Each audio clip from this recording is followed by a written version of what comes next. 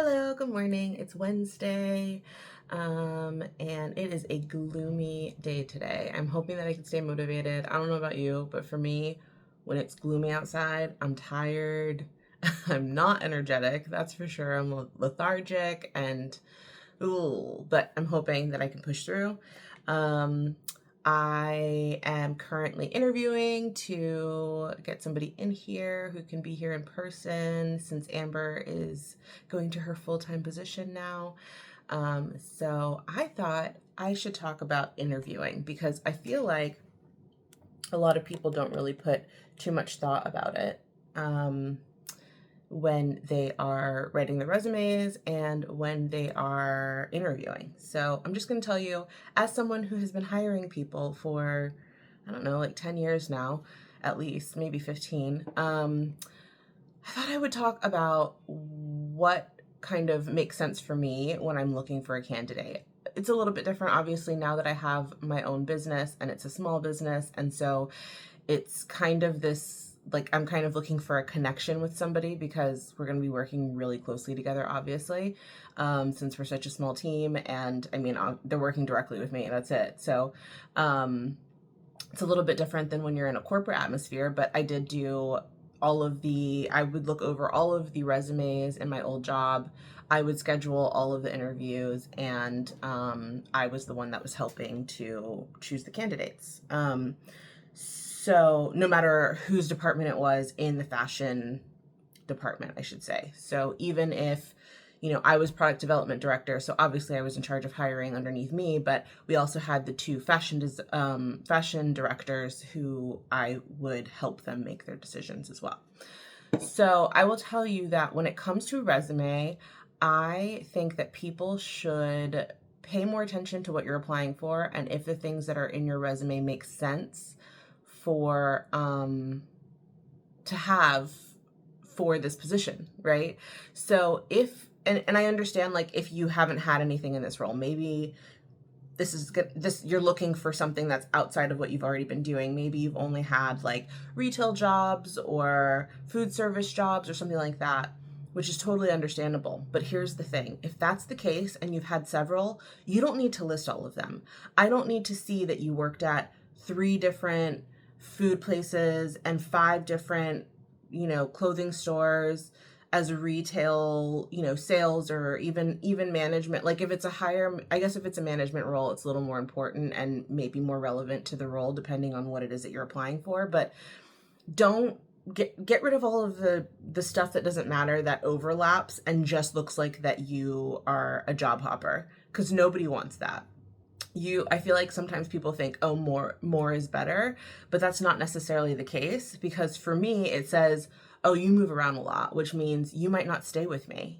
If you're switching up jobs every 4 to 8 months, then am I going to be able to rely on you to be there later on? And that's something that you look for as an employer. Obviously, you don't want to constantly have turnover in your business. So that's one of the things that I'll say. If it's not a relevant thing, like a relevant position that you had to the job that you are applying for, and you have multiples, just get rid of the shorter term ones. Don't even put them on there. There's no reason to share that. And I would say also write a cover letter.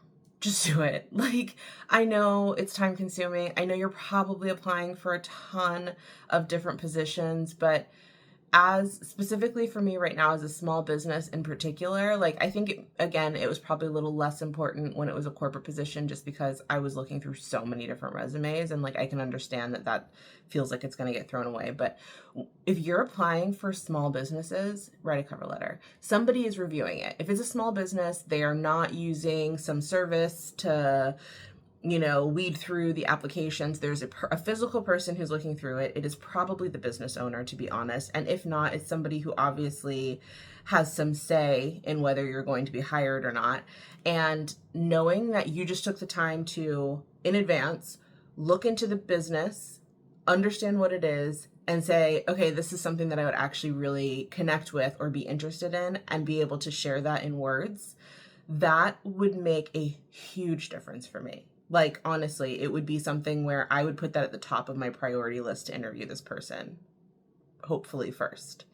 And also, when you're scheduling an interview, if you get to the interview phase, try to make time to do it as soon as possible. I'm going to tell you right now, there have been times in the past already where I've canceled interviews that are later on because I already found a candidate that I knew that I liked, and I was like, why am I going to keep doing this? It's kind of like when you're on a dating app and you find somebody that you like and you're already like having conversations with them and things are going really good, and then you like keep looking at other people. Like, it just feels, why do I need even more options? I'm already liking this person. Why am I going to bother to wait until 2 weeks from now when somebody has scheduled an interview? So I suggest that you get in there fast. As a matter of fact, when I was hiring when I was had the application in for, or the ad in for Amber, she was the first person I interviewed, and I hired her immediately. Like, I said, you know what?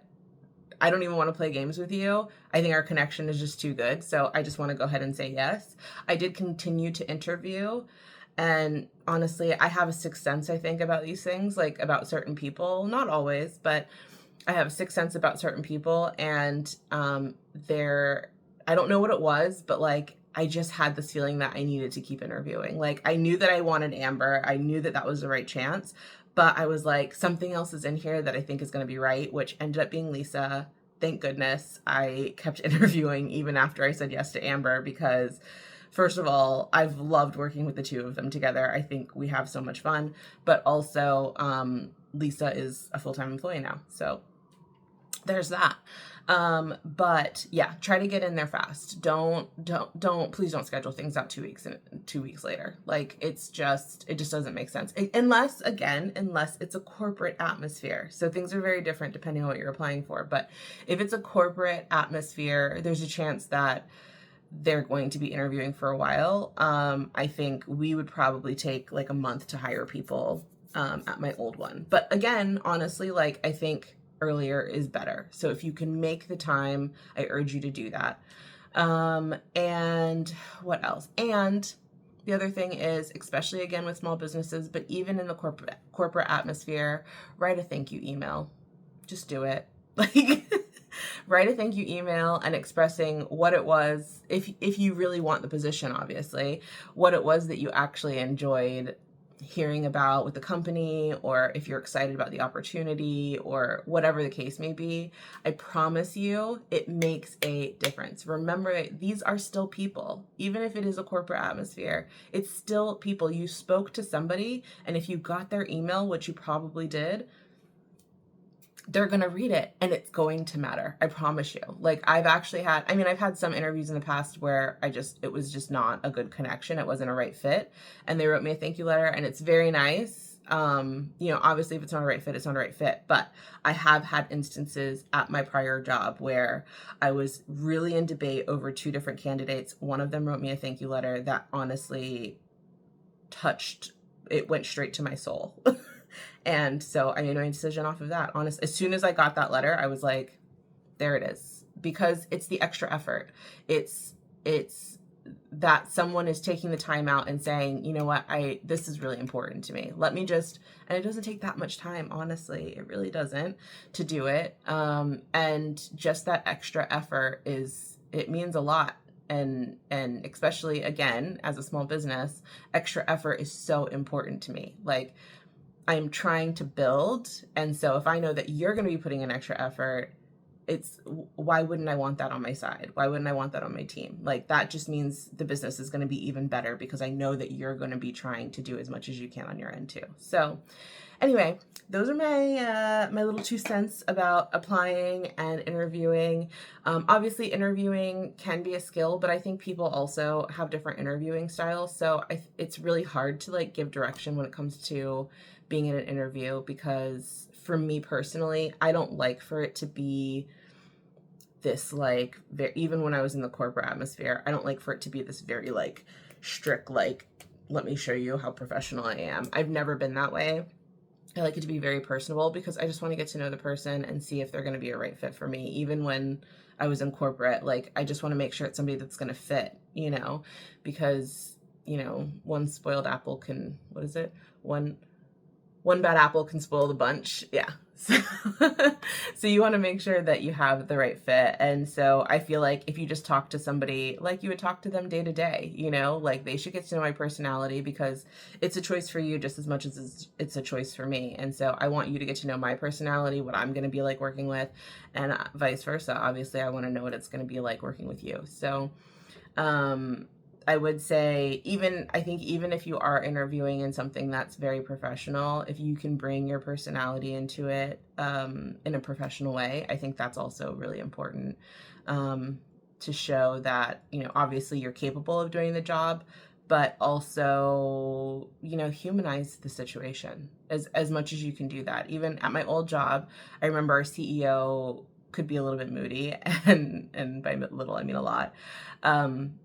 And so we had all discovered, like all the directors, we were like, we have to like make her laugh at the beginning of the meeting so that we can just have a good meeting. Like we have to like lighten her up so that we can actually just get things through. Otherwise, it's just gonna be a terrible meeting. She's gonna be in a bad mood the whole time. Like, so we would, on purpose, as soon as we got in there, we were all chatty. You know, we would talk about things that we knew she liked to talk about, or like something in the news that we knew she would care about, or we would bring her snacks. She really likes Skittles, so we would like bring her snacks or something, you know, something that just lightens the mood first. It's kind of the same thing in an interview. Like, how can you like make it light? And if you can start it off light, it's going to just go, the whole thing is going to go better. So anyway, I'm gonna wrap this up, but I just thought that would be a really good thing to talk about because I'm in the middle of interviewing and I feel like a lot of people don't put that much thought into it. So write a cover letter, make sure your resume is as relevant to the job as possible. If you have extra stuff on there that doesn't matter and you have other job experience that does,